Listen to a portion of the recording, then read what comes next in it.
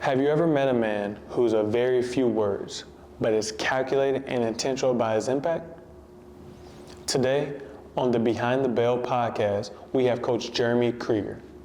On today's episode, we're going to dive into his story, where you'll learn about his upbringing, the importance of family to him, but also what he believes is his ultimate purpose in life. I honestly don't know when I'm leaving or when I'm going or if I'm leaving and if I'm going. I married into a beautiful Italian family where that means everything. So I grew up, I didn't know my father.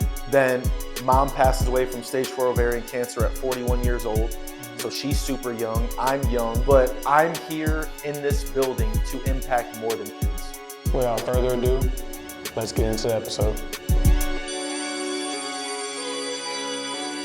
So we got a lot to get through, hopefully. I just want to jump right into it. So in the district, in the school system, what is your title? What do you do here? So my title, I'm a special education teacher. That's where I earn my salary. And then I am the head boys basketball coach here.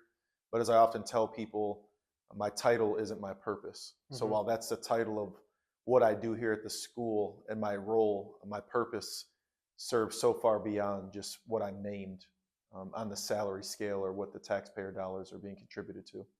I agree. In our time knowing each other, what are some things that in your day-to-day life, but in your job, in your role, what are you doing? So for me, again, I'll go by what I'm assigned to do and what I'm responsible to do, but then what I do, again, the scope of that reaches so far beyond. So my job is to arrive at school anywhere at or before 7 a.m., get my classroom ready, and then I teach 4 periods of Algebra 1 instructional to special ed students who have IEPs or 504 plans, and then 1 period I teach an elective class called self-improvement, where I'm teaching young men and young women how to do exactly that, self-improve. So we're looking at soft character skills, learning how to communicate, emotional regulation, why chronic absenteeism and tardies and neglecting academic performance can lead to later life failures. So that's what I do 1st through 6th period, which is my day. Beyond that, what I do, again, I'm a coach, I'm a mentor, I'm an advocate for our community, for our coworkers, for the adults, for the students. I'm constantly working with multiple individuals to positively impact all the stakeholders in the district, in the school, but again, in the community. So we work closely with other educators and administrators from Joliet Central. We work with individuals that work directly in our building on Caterpillar Drive at the district building. So my everyday goes so far beyond just educating in athletics. It's just how can you be most impactful in trying to serve your purpose. For sure. And to my understanding, this wasn't your first career path. Before this, you were in corporate America. So how did that translate? What made you choose to get into the school system working with kids when you're working with, multi-million-dollar companies? Like what enticed that change? Yeah, so actually it was partly what happened in life, but it was always something I wanted to do. So originally out of high school, when I graduated, I went to play basketball and football on scholarship at St. Joseph's College in Rensselaer, Indiana. When I arrived there, I immediately declared my major as business administration, and my minor was actually secondary education. So I was already in Indiana working towards a certificate to teach business, accounting, things like that. But my mom got diagnosed with stage 4 ovarian cancer. So I moved back home. At that time, the University of St. Francis, my credits weren't going to transfer because the state standards for teaching in Indiana and Illinois varied.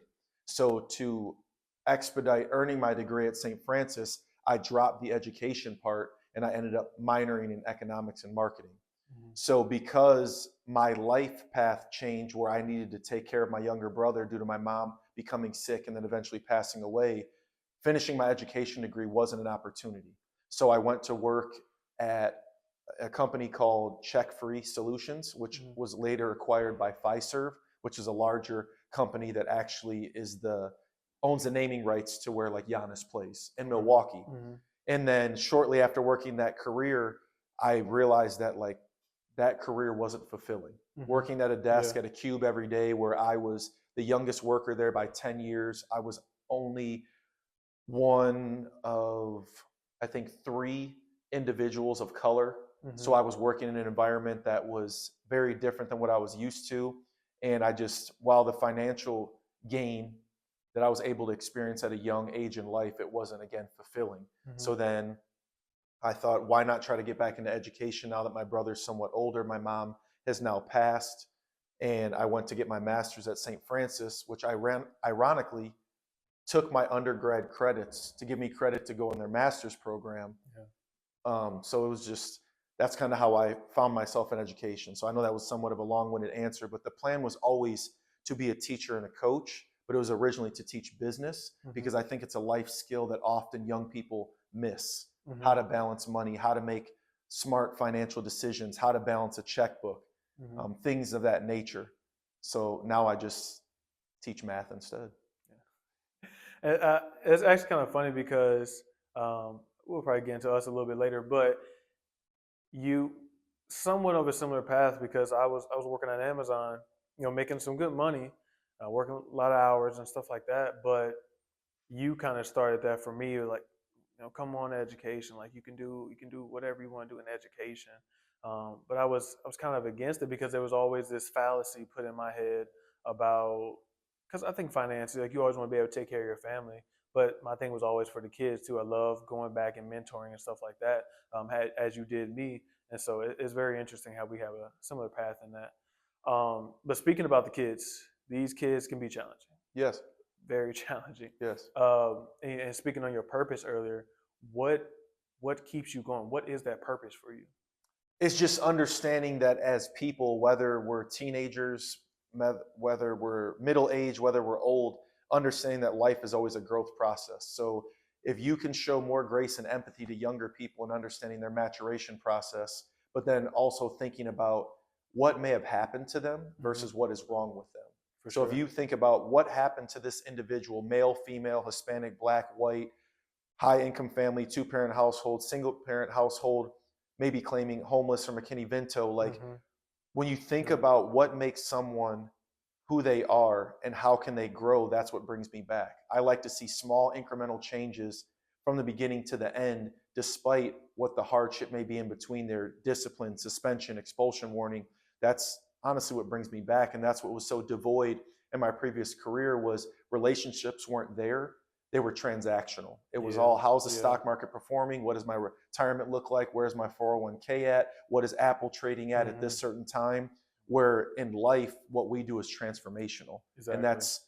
that's really why I do it. So whether I'm teaching math, I'm teaching business, I'm coaching basketball, I'm coaching football, really what I'm doing is trying to shape lives the way that I was shaped, Hmm. but also how can I learn and grow at the same time as them, because everything around us is constantly evolving. And if you think about it like that, the pay doesn't necessarily matter because you're going to get compensated for what you do, but it's so much beyond the monetary value. It's how are you 100%. being compensated emotionally, physically, spiritually, and that's really my why. That's what brings me back every day. For sure. For sure. It's a huge gift when you see that transformation in a student. Like you said, whether it's a student or a player or really they're one and the same. But when they come back and visit us and say, hey, just trying to connect with us in general. Like that's the biggest joy that you can have. At least for myself, and it sounds like from you as well. Um, so you're rocking the West gear now, Absolutely. but actually before you went to Central, correct? Yes. Okay. Can you tell me a little bit about your basketball career? Yeah, sure. So I attended Joliet Central from 2000 to 2004. I would be what you called average. Like I was an average athlete, I was an Hmm. average player, but I think what separated me in terms of the things where I may have been deficient was my approach. Like no one was ever going to outwork me. They could only hope to match my work output. And when I saw you were matching me, I was going to continue to outwork you. Beyond that, it was my cerebral approach to the game.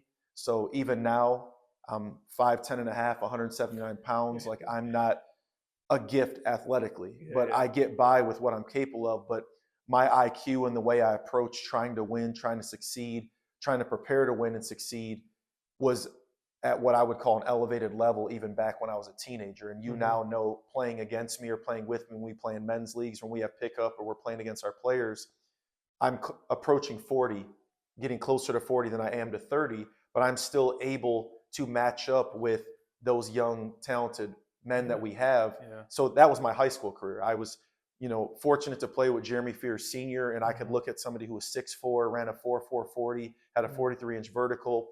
But in seeing what I didn't have and how he excelled allowed me to find ways that I could supplement his greatness to allow my greatness to flourish. So I was able to Mhm. start at point guard on a regional championship team, a conference championship team, and again, earn a scholarship to play basketball and football in college. But it was never because of my athletic gifts. It was honestly Yeah. because of work ethic and the mental approach. But beyond that, it was my emotional response to the moments where I failed or where I was coached really hard, which is another reason why I love to coach now, because as you've learned in your young coaching career and doing social work, the emotional response to our young people is oftentimes the reason they fail. It's Mhm. not their ability, it's them understanding adverse moments, challenging moments are a moment to grow and learn. And they're supposed to be in your life, because if everything was easy, I mean, how fulfilling would it be? What would the For reward sure. really be? For So sure. that's kind of like my basketball career in a nutshell. For sure. And I think that sums it up well. You're very cerebral, very thought out, meticulous with your steps that you take. And I think too, going back a little bit, if you could talk about too the days where you're training professionals. I know we had some talks about like Dwayne Wade and different interactions that you had with some of those guys. How has that shaped how you enter into coaching now? Yeah, I would say immediately it's the misconception that when we, as the consumer, look at an NBA player, we see length, strength, athleticism, burst, speed, shooting ability, not understanding like there's an opportunity that those individuals were never coached. And Hmm. that's not to say like coached in the right way, not right and wrong, but like sometimes when you're really good at something, you don't think about the cerebral side. So my opportunity to coach back then was showing those guys that were ultra dynamic in terms of athleticism and exposure at that age, maybe earning $100 million contracts, was like, have you ever looked at the game this way? Or why, as a young man at that time, because I was in my early to mid 20s, what makes me capable to step in at noon ball when Gilbert Arenas, LeBron James, Chris Bosh, Devin Harris, Will Bynum, Shannon Brown, Joakim Noah, like all these guys are there. Hmm. I'm an NAIA Division II basketball player, Yeah, but somehow I'm making it on the floor. yeah. It's the same reason why a guy like Jose Alvarado or TJ McConnell, Hmm. Tyus Jones, Trey Jones, I was that back then, but only in the training capacity. And Yeah. I say all that to say, I don't ever believe that I could have played in the NBA, but as a trainer, I always wanted to believe I could, because what I was offering those players at that time. So it was understanding how to read coming off a tight and wide pin down, why Dwayne Wade was an incredible slasher, but he lacked the shooting prowess he needed as his body started to break down. So I wanted to offer those pieces to those guys. And then outside of that, it was a chance for me to just come in. And if I tried as hard as I could to guard them in a given day, and they gave me 100 buckets in a row, we left sweating together, and they valued that I walked up to them as people and I Hmm. wasn't starstruck. I just came in ready to compete and made their off season like worth it, Hmm. worth the investment. And that's next level because like those are your middle tier or bottom level guys. Those are high performance guys. So that's the next level of confidence you had to step in there and do that. Yeah, absolutely. And it's the reason why now, as we play against some of the players we've had that have been able to go on and have either successful high school careers or play Division One, Hmm. like I let them know whether I'm 28 or I'm 38 or 48, like I played against players that are Yeah. like the who's who of basketball. So Yeah. like when we come out on a Sunday and we play against Fred or Tree, it's no disrespect, but like I know within me it's that confidence that borderlines like irrational confidence, confidence, or arrogance. The only reason I can flip a switch and play at a level where sometimes you guys may have never seen me is because I literally had to do that for my job. So Hmm. like there's no person in our community or like in our program that I'm ever really going to look at and be like, "Oh, what do I do now?" Cuz I was playing against Miami Heat, Cleveland Cavaliers, Washington Wizards. Like, so at the end of the day, like what are we really talking about? So that's great. And so like now enter into we always say this thing is like we can't get out there and play for you. Yes. And so when we're trying to work through this thing, like with the mentality you have, the competitiveness of our coaching staff, um, there comes points where it's like we can't do anything. And so, like, what is your ultimate goal for each season? I know you spoke about it a little bit before, is that it's more about transforming lives. It's not about the wins and losses necessarily, but it's about transforming lives. So, what is your ultimate goal for the season? But then also, we have some really good teams, but we haven't been able to make it over that mountaintop yet. Yes. So, how do come back to the drawing board, and what is your approach when we enter into each season? So, it's like a two-parter. Yeah, so for sure. So I would say the goal for the season is always consistent. Mm-hmm. It's remain in the process. It's all about the journey, not the destination, like the late great Kobe Bryant said. So I'm never really thinking about state championship, super sectional championship, regional championship, conference championship. For me, it's more of if we can teach them how to do the things that are necessary to be successful in life, all those things come as a byproduct of what we've taught them to do. So what I'm trying to do is get our coaching staff and me to focus on how can we make them successful men, business owners, husbands, fathers, sons. If we can do that, we can teach them to play the game of basketball. So oftentimes we may be judged as a staff or a program in the community like you've had all this talent and you haven't made it downstate yet or you haven't won a state championship. My response to that would be, but what have we done? Mm-hmm. Are young men in college for going to school for free? Yeah. Are they playing on ESPN? Yeah. Did they enjoy their experience at Joliet West? Some may say, oh, coach, that's a cop-out. The talent you had, you should have a state championship. But when you take a step back and now you've been fully immersed in this environment, how many things really have to go right to even make it to that level? So many incremental little things. Like so many things. So there's so many factors that we have no control over. Mm-hmm. Sickness, injury, parental influence, coach influence, trainer influence, peer pressure, social media, grades, relationships, sexual orientation, sexual preference. Like when you try to juggle all those things, if you focus on those things first, again, we haven't won a state championship. We've never won a sectional championship. We were really close, but yeah. COVID said, no, not yet. But it's like when you think about the things we have been able to accomplish that were never quite touched in the city of Joliet, from that itself, a touching aspect. How much closer has our community gotten? For sure. How packed are our stands? For sure. How well do we travel to away games? For sure. When guys go to college or get a job or have families, how much more prone are they to come back and interact with us? To me, that's winning. It's not necessarily win and loss column, but if you wanted to talk about win and loss column, in our time here leading this program and me as the head coach, we've won 79% of our games.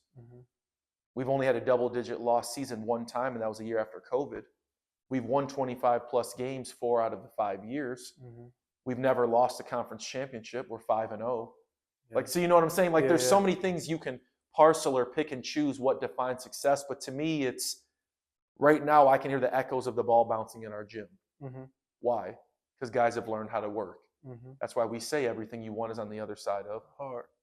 Yeah. So it's like, to me, that's really how they talk about legacy sometimes or what's going to define your coaching career.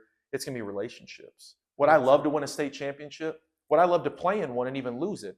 Absolutely. But you think about how many great coaches have never won a championship. How many great players have never won a championship. But what did they do to leave a lasting impact on what they were operating in? For sure. For me, that's my championship.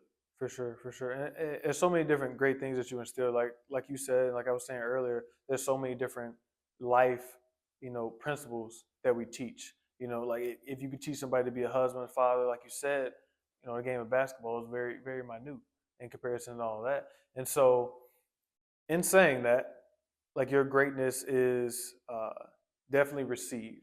So I know you get the question sometimes of when are you leaving? Have you ever thought about going to play, or not play, but to coach at a college level? Yeah, absolutely. I have. I've been offered opportunities to coach in college at multiple levels, both male and female. And I honestly don't know when I'm leaving or when I'm going or if I'm leaving and if I'm going. To me, it's more about, am I 100% present where my feet are? Am I living life in this moment, in this location, where I live in Shorewood, where I teach and coach in Joliet? And that's just where I reside right now. I mean, I've been close to leaving. I can be honest with you and tell you that. Like I've almost stepped away to not coach and go to college, but then it brings me back to an old economic lesson that I always remember, and that's weighing opportunity costs. Yeah. So the gain you realize is it worth what you sacrificed? Exactly. What you're 100%. giving up, are you gaining out of it? So let's say I go to a Division I institution and I'm blessed with the opportunity to do that. And now my earning power goes to the six-figure realm. Mm-hmm. What am I giving up? Yeah. What is my impact? Right now I'm teaching and coaching in the community I was raised that shaped me. Mm-hmm. If I leave to Durham, North Carolina, or Champaign, Illinois, or Los Angeles, California, or wherever it may be, Mhm. like, what am I giving up to gain that? Not only that, how is that impacting my family, Yeah. my That's- wife, Yeah. my daughters, my in-laws? Mhm. Like, so there's so many things that go into that question. So it have to really be the right time, the right opportunity, and like for the right reasons. So for right now, I don't know. I don't foresee wanting to leave, just because too, it's like it's a whole different challenge. Like Yeah. coaching college basketball, as you've seen and read, is like it is so much transactional. It's Mhm. not as much transformational Mhm. unless your athletic director, your provost, your college president, who you're recruiting, your assistant coaches, that's all, like, it allows you to do that. Mm-hmm. I don't know that I want to go recruit someone based on the dollar amount that they believe they're worth. Exactly. While I do Especially believe today. they should be paid, Uh-huh. while I do believe they do have earning power and they should maximize that, like when you go to college from high school, you give that up. Mm-hmm. Not only that, if I went somewhere, I'm no longer the head coach. Mm-hmm. I'm an assistant. How much can I impact a program being the assistant? Not what am I capable of, what will my head coach or my boss allow me to do? Mm-hmm. And that's just some of the things, like when I have those internal conversations with myself, or people ask me, or I'm offered an opportunity, that's just how I'm very transparent with them on how that process would look. Yeah, it's a lot that goes into it, and then like we put a lot of time in. The way we run a program is it mimics a college atmosphere. But man, like you said, it becomes transactional. Like your job's on the line. Like you got to win, and there's Yes. a lot more time and effort that you have to put in. So definitely a whole new level. But speaking of that time, uh, I think a lot of times people don't realize like the sacrifice that you have to put in, even at this level, to achieve what we have. Yes. The family has to be accredited to that. So you're not only a coach, not only a teacher, but your husband, your father, your son, your mentor. Anything I miss? An uncle now. Yeah. So there's a lot that is encompassed in your everyday life. And saying that, how do you juggle it all? It's a lot. Yeah, so what I would say is an old adage that I've always lived on, and lived by, is you don't find happiness, you create it. Yes. You don't Yes. find time, you create it. Mm-hmm. So it's less of a circus act and less of a juggle when you understand how much habits and discipline lead you to where you need to be and where you want to be. So for me, it's absolutely a credit to my wife, who's a former athlete and a coach here for the boys volleyball program, but also my in-laws are great. They live in the community and they help us with the girls. But it's also being willing to understand that if you really want to be great at something and do it the right way, it requires the time that's necessary. And when you put that time in, you find that it's worth it. And when it's worth it, you're not really, in a way, sacrificing, you're just doing what's necessary. Mhm. So for me, it's understanding if I want to take care of my body in a health realm, in terms of physical, spiritual, emotional, I create the time to make that possible. So if that 100%. means waking up at 4 a.m., That's I what wake you up at gotta 4 do. a.m. Yeah. If my daughter wants to go trick or treating, but I have practice or have to work a sporting event, I make the time to take her trick or treating and still work. Mhm. So it's like, that's what you do. You just understand, again, everything you want is on the other side of hard. The way that you diminish hard and make it more seamless or easier is by creating the discipline and the habits you need while understanding the time that's necessary. 100%. 100%. I completely agree with that. And that was an excellent way of describing it. You know, it's not a juggle, but it's just a balance. You know, find that balance and then prioritizing. You know, what does take precedent over? Yes, it's your job. Yes, it's your family. Like, you know, what in specific situations, how do you balance that? So I think that was an excellent way of describing it. And then just to quickly interject too, it's understanding, like, in the act, the process of balancing, a teeter-totter is constantly swaying back and forth. A Mhm. scale is constantly weighing itself back and forth. So I think sometimes as human beings, we put so much pressure on ourselves to create balance that we believe balance has to be this steady Even, yeah. 50-50. Yeah. No, on certain days in a relationship, in a marriage, work, social, enjoyment, like it might be 90-10. Yeah. It might be 70-30. It might be 40-60. But like as long as you're in the process of creating the balance and creating the cohesion that it needs, then I think you can find yourself in a more manageable state of living versus always like 99-1 or Yeah. 100-0. Now Yeah. that's where the stress comes in. That's where the 100%. anxiety surfaces. 100%. And speaking about balance, like, you know, sometimes when I call you or text you, it's like no reply. You take family time very seriously. Why is that? Where did that come from? That comes for me, one, not having a lot of family. Mm-hmm. So I grew up, I didn't know my father. Similar to me. Yeah, we didn't have a relationship. Then mom passes away from stage 4 ovarian cancer at 41 years old. Mm-hmm. So she's super young. I'm young. I'm trying to learn and help raise my 12-year-old brother. So it's like when you don't have a lot of present family, it's like learning how to appreciate something you never had. It's like learning how to coach or father or teach based on somebody who did it the undesirable way. So for me, I value family because it's something I never possessed. So if I'm with my teaching group or my co-teachers or my students or my players and my fellow coaches from 7 a.m. to 6 at night, when I leave them, we've already devoted so much time to one another. So it's not me neglecting your text or your phone call. It's you knowing, who am I trying to reach? Do they care that I'm trying to reach them? When he has time, I know he's going to respond.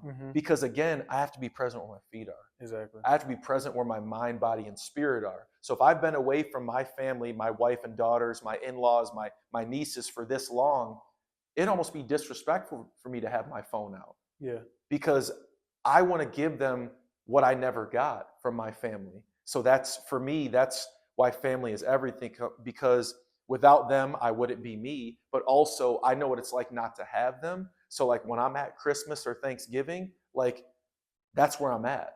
Like we're opening gifts, we're sharing a meal, we're saying a prayer, we're talking about life. So for me, that means a lot. Present where your feet are. That's a good one. I've never heard you say that one before. That's something I'm gonna take with me. And speaking about family, like you're from the community. What are some things that you all like to enjoy, like during family time? I know, like during the holidays, you all get together, and I know your in-laws. They're huge on family. Yes. So what are some things that you all do?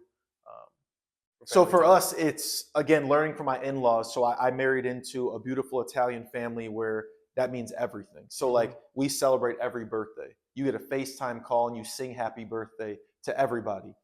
My mother-in-law hosts a family dinner where you pick the favorite meal and dessert you want, and all of us attend. Last Saturday, we went to family pictures. All 16 of us were there.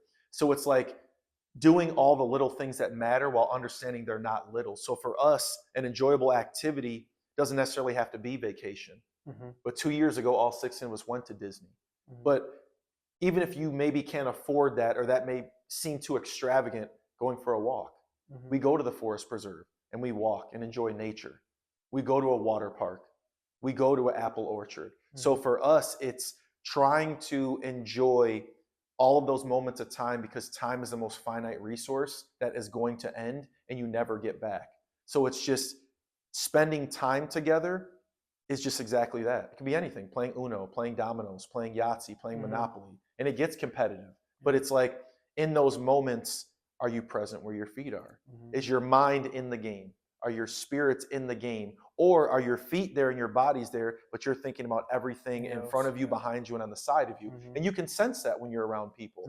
We're having a conversation and it's like, but are you here right now? Like, do you want to be here? Like, is something going on? So for us, it can be a conversation, really. It doesn't have to be any activity, special event, or a dinner. It could be literally just, hey, do you want to meet up and go for a walk?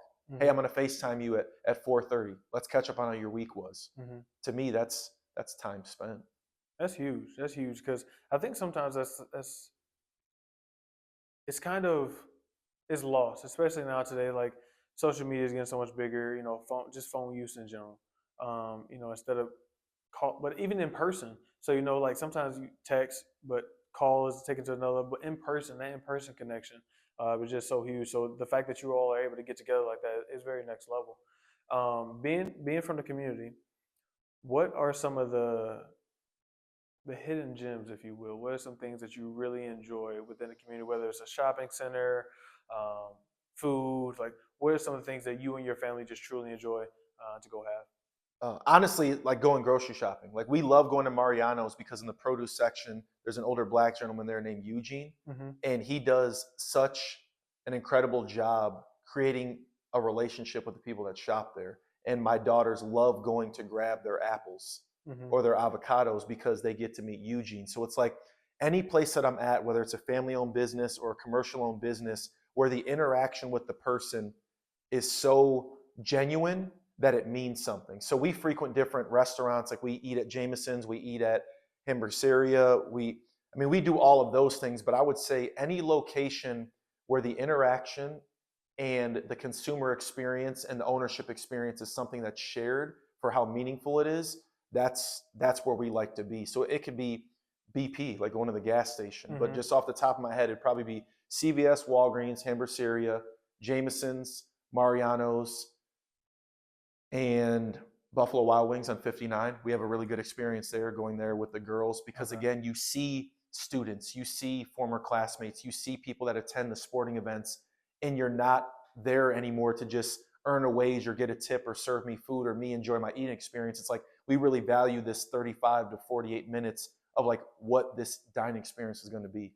And that's really nice too, because I know, like growing up for me, when I was in the school system, well, when I went to school here, I didn't really see my teachers out. And to hear you say that you actually intentionally go out into the community, that you're at Mariano's, shout out Eugene, um, and then like you're going to beat ups, and you know there's going to be a lot of kids there, like a lot of students, whether it's former or current students, you know they're going to be there, but you still intentionally go in those spaces. I think that's very huge of you to be in those spaces. It allows you to humanize the student to adult relationship. I think Mm-hmm. oftentimes as adults, the old educational system was so strict on creating like this line between like, Hierarchy. that's it, Mm-hmm. authority versus you're going to listen to what I say. Mm-hmm. As coaching and teaching evolves, you start to understand that the way that this is going to start to balance itself is when students can look at the adult and realize like they're not the boss. Mm-hmm. They're just another human being trying to impact me. So when I can do the best job I can to humanize teaching and coaching to understand that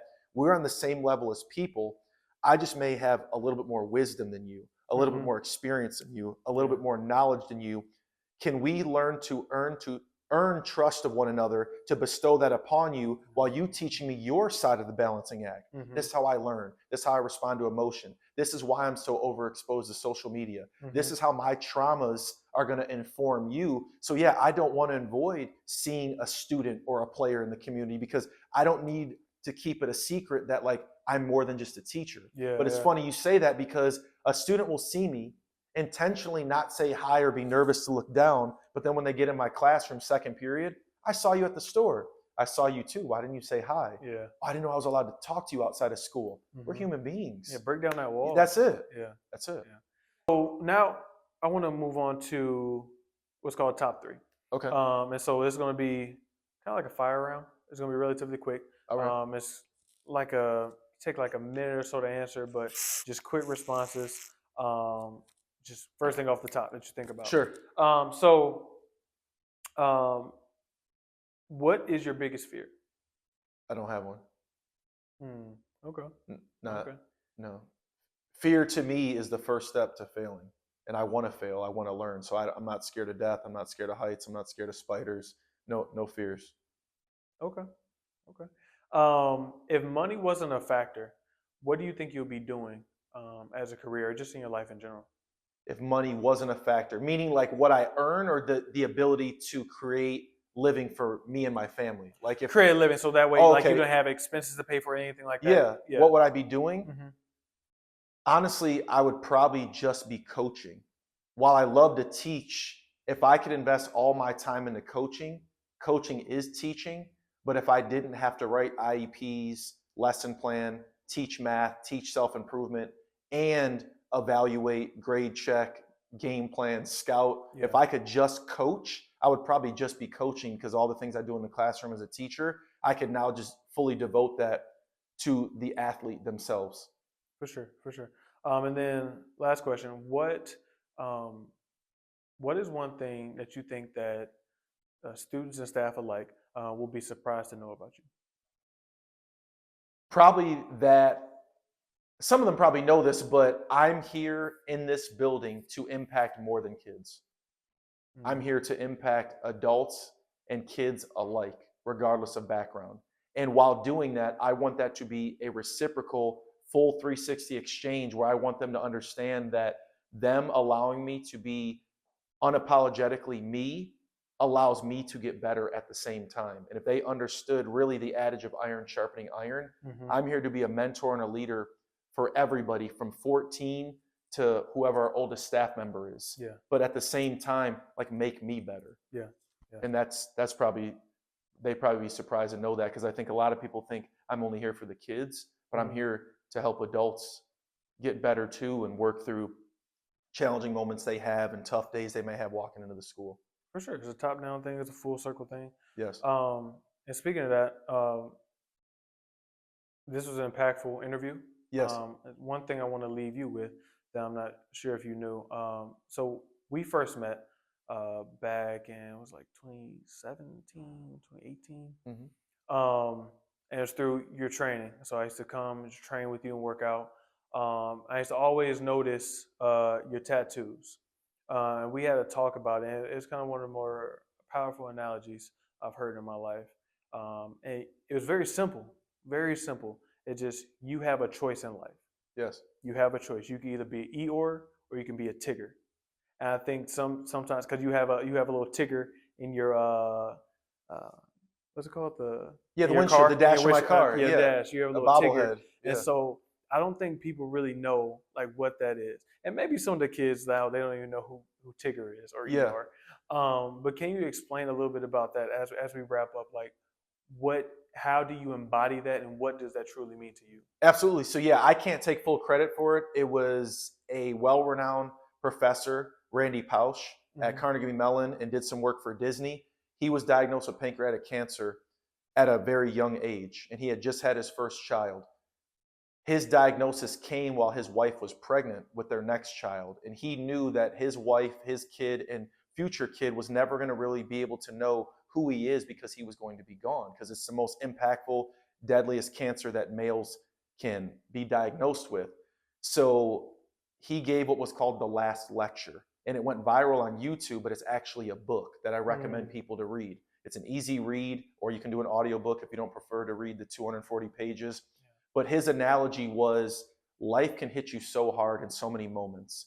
But if you go back to those characters in that show, why are people so prone to remember those two characters, maybe over Pooh himself Mhm. or Piglet? It's because they both had two very distinct personalities. One was, oh, Yeah. sad. Life's unfair. Why does Mhm. this happen to me? Mhm. Oh, Pooh lost his honey. The other one was bouncy, energetic, resilient, loved adversity, wanted to bounce back from it. Mhm. So when I lost my mom, I just tattooed Tigger on my arm, and then my skin looks like it's folding back because I wanted myself to remember that you can always have that type of personality and that type of embodiment jump out of you Mhm. to be energetic. And then it was just a play on words and a play on Tigger himself. His tail allows him to bounce. What do we often get told in life? Bounce back. Mhm. So then I just put that all together and I was like, you know what, I'm gonna get this tattooed on me. And then above that, I already had my mom in the clouds with the halo over me. So anytime I'm traveling somewhere, I take a flight, I always hold on to my right arm because I'm getting closer to her in the clouds, but also she's by my side everywhere I'm at. And then any tough moment I have, you could look back on film or anything like that. Like you'll see me sometimes just grab my arm and just remember, like, Tigger. It's a Mhm. moment to be Tigger. We Mhm. lost in the sectional championship to Oswego East. Don't live in the moment of loss. Learn from it, but remember, like, how can you look at this moment for how positive it is Mhm. versus how unfair what just happened? Mhm. And And how that's fortunate you are to be in that situation because we're battling so hard, whether we practice in life, like you're preparing how to work on anger, how to deal with stress, how to go through set. Like you've been preparing yourself for these big moments. So this is what you've been praying for. This is what you've been asking for. So now that you're put there, enjoy it. that's it. And it's trying not to be a victim of circumstance, Mm-hmm. but a product and a response to circumstance. Life's unfair. My mom died of cancer. I could look at it that way. Mm-hmm. Then going beyond that, I could have done drugs. I could have done so many different things. But if I take a step back and allow myself to have perspective and really reflect, on the situation, am I the only person that's ever been impacted by cancer? No. Absolutely not. Yeah. Is it a sad moment? That's not to sure. be insensitive to anybody that's went through it, but I had a decision to make. Mm-hmm. You look at every circumstance like that. Somebody cut me off in traffic. I can make a decision. I can ride their tail. I can honk at them. I can curse them out. Life's unfair. They hit my bumper. Or I can be Tigger and be like, this is just a small hurdle, a small road bump to get where I need to be. How am I going to bounce back from that situation? Yeah. So that's really how I look at it. For sure. As I said before, this is very impactful, very insightful. I learned some new things, and knowing you all these years, I still learn some new things. I thank you for being a guest on the Behind the Bell podcast, and this conversation was fire. I appreciate your time. Yeah, absolutely. Thank you too. And just understand, like when we met back in 2016, 2017, 2018, like I know I wasn't directly your coach, but I think people need to understand what a gift it is to have people walk into your life. So as much as it may seem like I came into your life, you came into my life, we came into each other's lives. So like when you say like, man, you kind of convinced me to like get into education, like that was all purposeful and intentional, because what I saw in you was an infectious personality, but I also saw myself in you because we're around the same height. We're not overly athletic, but you always were willing to sweat. You were always willing to work. So when I see that, I think, what is the career path for you? You could have been a manager, CFO, CEO of Amazon 12 years down the road, making a lot of money. Would you be impacting people the way you are with your Instagram feed, with your podcast, as a social worker, if we never met? Yeah. So again, it's a reciprocal thing. So just know that in every moment you thank me, I thank you, but also I'm uberly proud of what you're doing. And just look at what we've been able to do for now Maurice. For sure. He was getting his MBA. Yeah. He switched to special ed. Yeah. Now he might be a semester away from being a teacher in our district, in our building, after coming from our community. So they talk about coaching trees. Look at what we've started. We've planted, we're the early roots of this. And now what could this look like in 15, 20, 25, 30 years when everybody's like, man, I would have never been a teacher or a social worker if it wasn't for Maurice, Tyler, Coach Krieger, Mike Mines. Yeah. And you see like how beautiful that is. So just know that, keep doing what you're doing, and just know that this is a full collaboration. So let's just continue to be special together. For sure. Appreciate it. Appreciate this time. Yeah, this was great. All right. That's it.